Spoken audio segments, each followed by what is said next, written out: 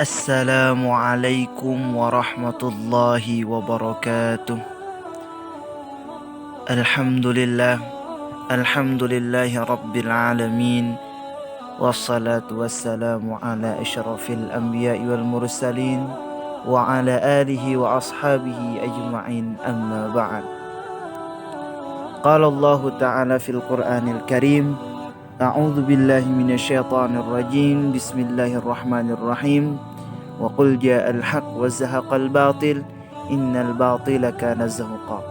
Wa qala an-nabiy sallallahu alaihi wasallam fil hadits, la yu'minu ahadukum hatta yuhibbu li akhihi ma yuhibba li nafsihi. Sadaqallahul azim wa sadaqan nabiyul karim.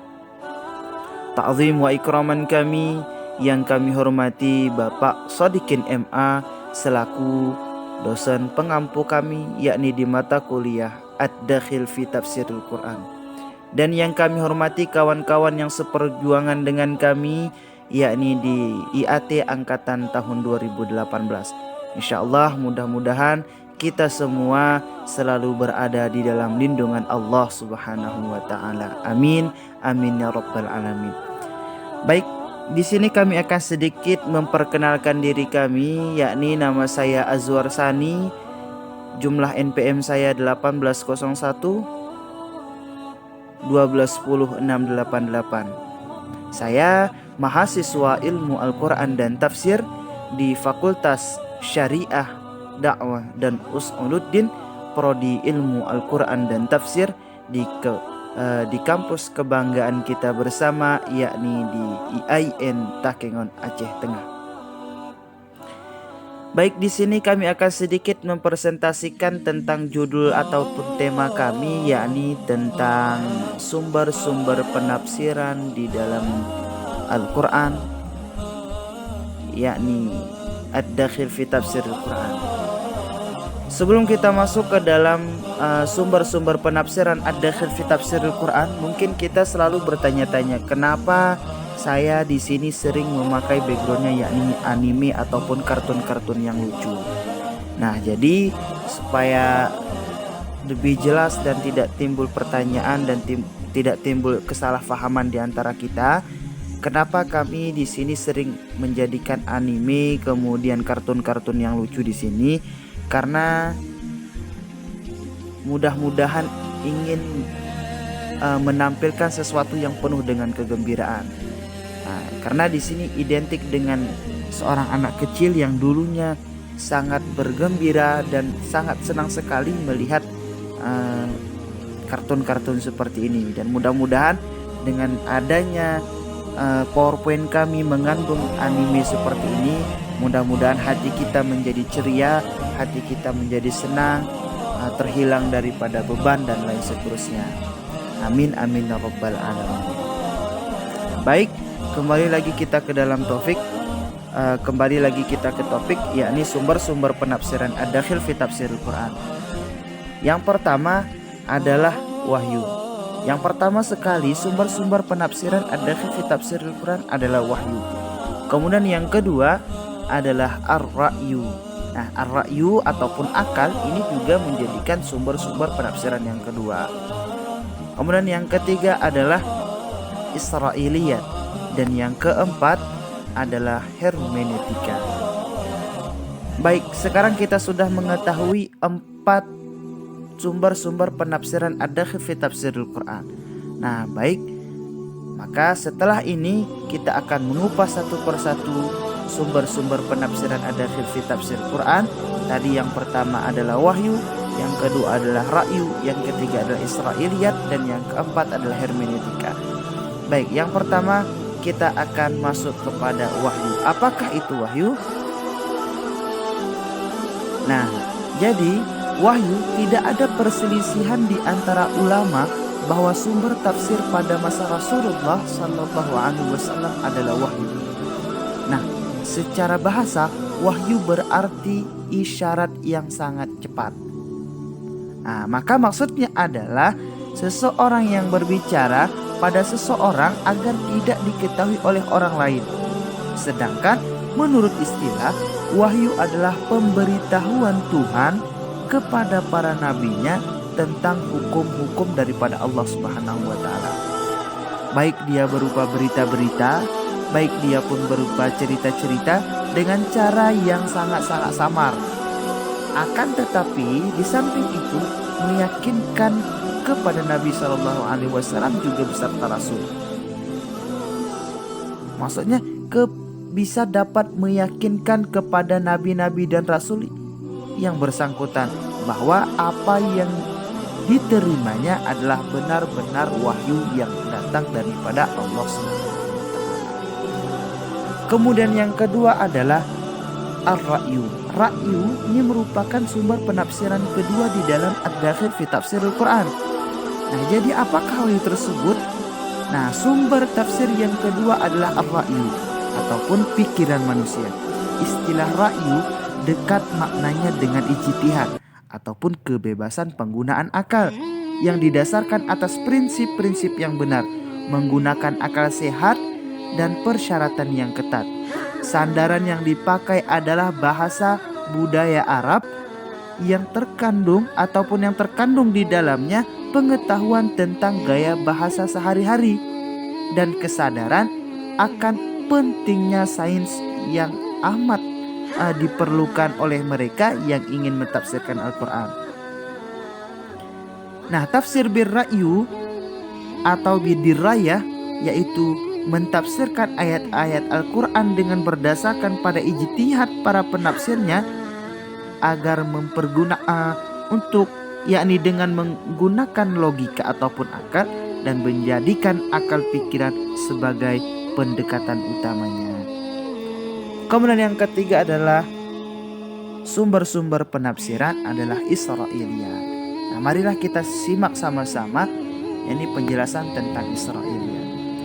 Sumber yang ketiga, Israiliyat, tafsir yang ketiga ini adalah ulama mendefinisikan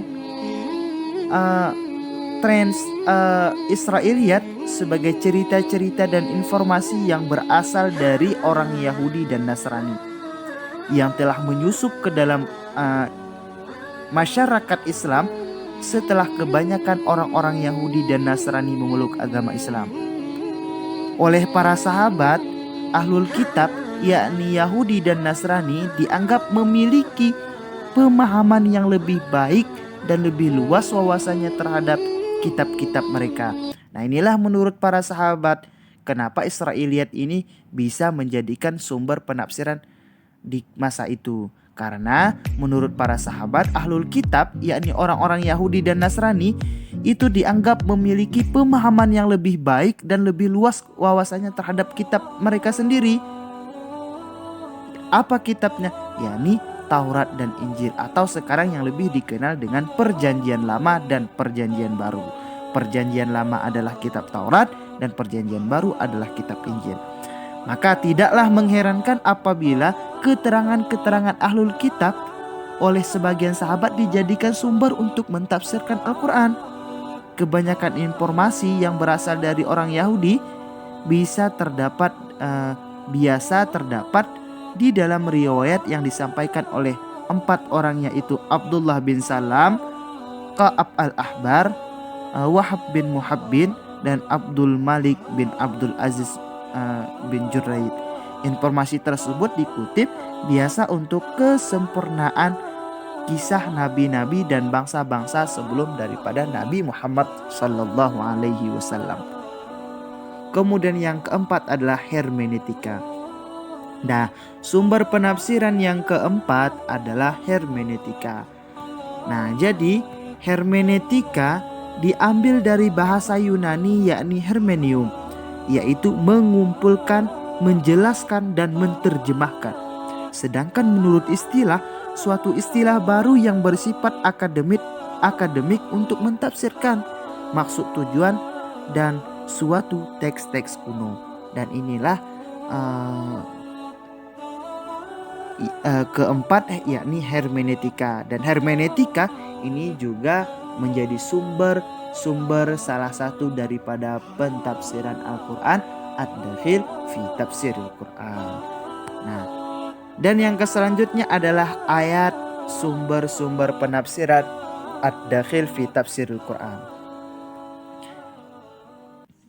Dalam surat Asy-Syura ayat 51, Allah Subhanahu wa taala telah berfirman. Nah, apakah firman Allah tersebut? Nah, mari kita simak sama-sama bunyi ayat yang telah difirmankan oleh Allah Subhanahu wa taala, yakni yang terdapat di dalam surah Asy-Syura ayat 51.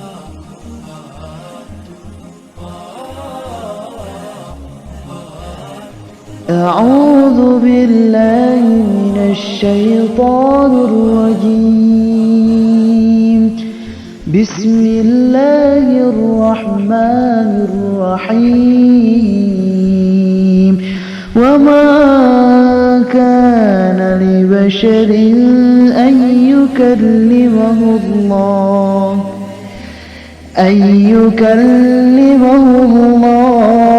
إلا وحيا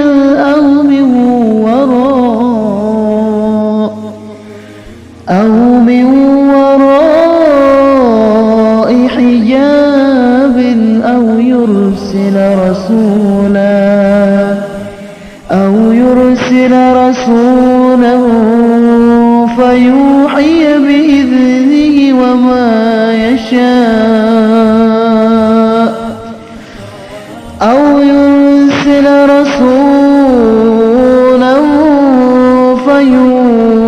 بإذنه ما يشاء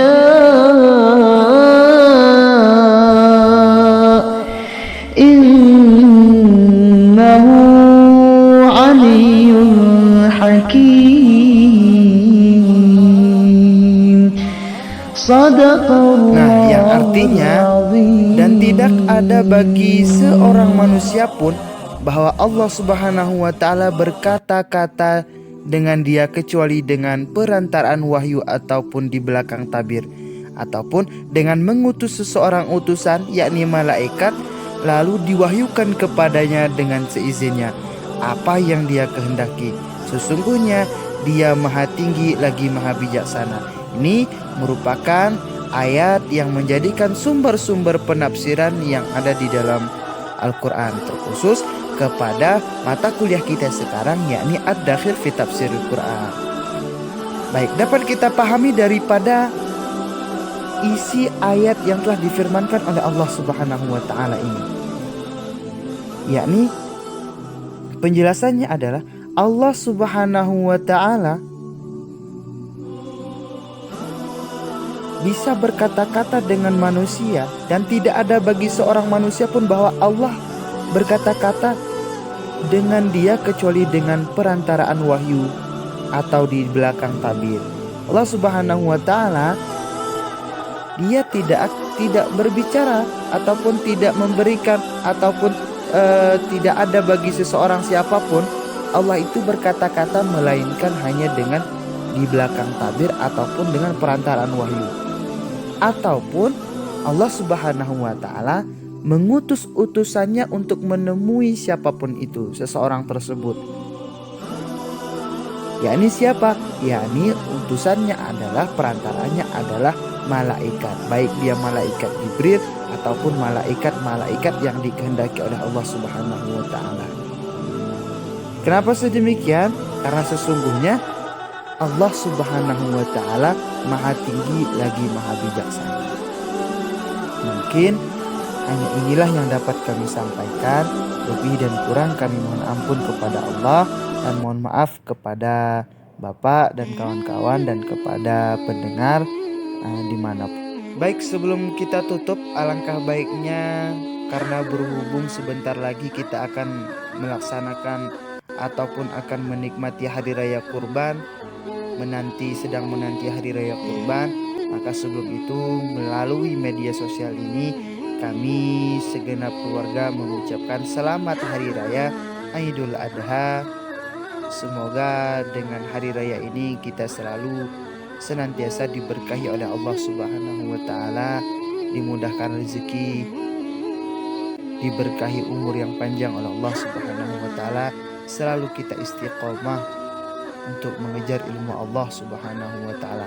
Mudah-mudahan kita selalu nantinya menjadi anak amal salih yang dapat membahagiakan kedua orang tua dan menjadi anak-anak yang sukses di kemudian hari. Amin amin ya rabbal alamin. Maka sekian dan terima kasih kami ucapkan kepada seluruh kawan-kawan. Terima kasih kepada Bapak atas ilmunya. Mudah-mudahan di semester depan insya Allah kami akan menjadi yang lebih baik lagi. Amin amin ya rabbal alamin. Maka dari itu kami tutup dengan mengucapkan hadanallah wa iyyakum ajmain. Assalamualaikum warahmatullahi wabarakatuh.